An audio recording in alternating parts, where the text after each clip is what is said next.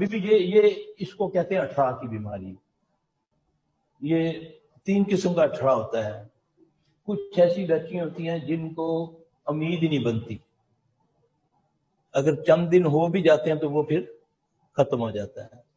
یہ بھی بعض وجوہات ہوتی ہیں، یہ زیادہ تر شیطان کی بیماری، شیطان کی طرف سے ہے. کیونکہ رسول اللہ صلی اللہ علیہ وسلم نے فرمایا نا کہ جو استحاضہ ہے، حیضہ تو نماز نہیں پڑھ سکتی، استحاضہ جو ہے وہ نماز پڑھ سکتی ہے، وہ پاک ہے، مگر اس کو تو حیض آ رہا ہے، تو آپ نے فرمایا وہ پاک ہے، وہ نماز بھی پڑھے گی، صحیح بھی کرے گی، پاک بھی کرے گی. کیوں کہ شیطان نے اس کے رحم میں ٹھوکر مار کے اس کو زخمی کر دیا. ٹھیک ہے. اب یہی اس پروسیس میں ہے جس سے بچے میں رکاوٹ ہے. ٹھیک ہے.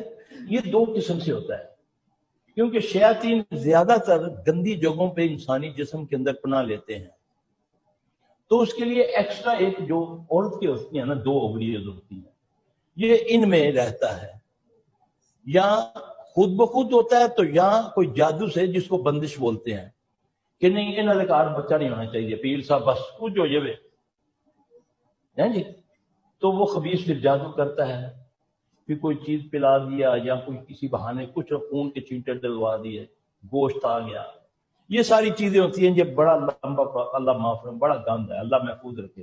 ان سے بچنے کے طریقے یہی صبح شام کے اذکار ہیں، اور آپ نہیں بچ سکتے، کسی صورت نہیں بچ سکتے ہیں.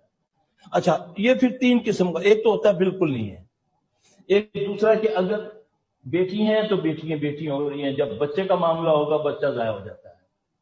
1 2 3 جب بھی بچہ 3 ماہ 4 ماہ کے بعد وہ ختم ہو جاتا ہے. اس کو بیٹے کا اٹھڑا بولتے ہیں. اٹھڑا 3 قسم کا. ایک تو بالکل نہیں ہے، ایک صرف بیٹی ہیں، بیٹے کا معاملہ ہوگا تو اس میں یا بیوی کی طبیعت خراب ہو جائے گی، ڈاکٹر کہیں گے بھی اس کو ابارشن کروا دو، یا اللہ نہ کرے بچہ انکمپلیٹ ہوگا، یا اللہ نہ کرے اپاج پیدا ہو، اس طرح ہوتا ہے. تو اس کا بہترین علاج ہے. رسول اللہ صلی اللہ علیہ وسلم نے ضرورت کی دعا بتائی ہے. بسم اللہ اللہم جنبنی الشیطان و جنب الشیطان ما رزقتنا. بی بی یہ شریعت کی باتیں بتائیں ان کو، یہ ان کو بتائیں بچیوں کو. یہ دعا پڑھنے سے اللہ تعالیٰ خیر کر دیتا ہے.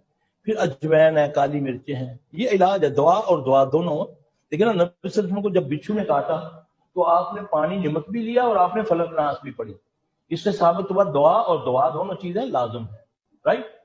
اچھا، اب یہ ہے ہم جو جس سے علاج کرتے ہیں، ہم اجوین دیتے ہیں، کالی مرچیں دم کر کے دے دیتے ہیں، وہ دعائیں دے دیتے ہیں، ان کو پڑھائی دے دیتے ہیں. اللہ فضل کرتے ہیں، اللہ تبارک تعالیٰ جس کو نوازنا ہوتا ہے. ہیلا کرنا ہے نا، دیکھو نا، بیمار کون کرتا ہے؟ اللہ. شفا کون دیتا ہے؟ تو پھر علاج کی کیا ضرورت ہے؟ اللہ کہتا ہے میرا حکم ہے. تو یہ بھی ایک بیماری ہے، کرونا بھی تو ایک بیماری ہے نا، نظر بھی نہیں آتا، تو پھر بھی بڈھی اپنے کاموں کو پردہ شروع کر دیں. کیسا ہے؟ ویسے نہیں کرنا، اس نے اللہ کے کہنے سے نہیں کرنا. خامد کو پردہ پیچھے رہو. یہ ہے لوگ بیماری کے خوف سے حلال چھوڑ دیتے ہیں اور اللہ کے خوف سے حرام نہیں چھوڑتے. اللہ ہمیں عمل کی توفیق عطا فرمائے.